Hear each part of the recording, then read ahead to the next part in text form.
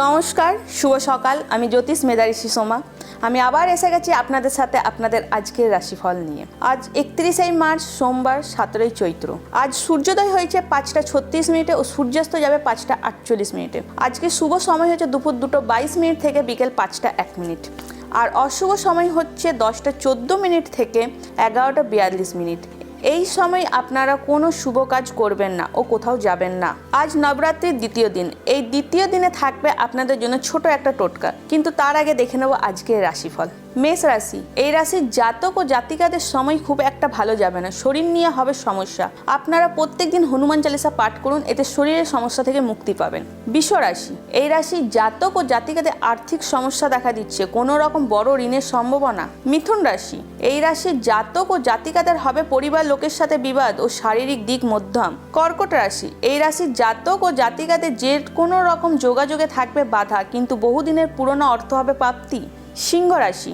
এই রাশির জাতক ও জাতিকারা কোনো রকম ঝামেলায় জড়াবেন না। কোথাও ঝামেলা দেখলে সেটা এড়িয়ে চলুন, না হলে আইনি সমস্যায় পড়তে পারেন। কন্যা রাশি।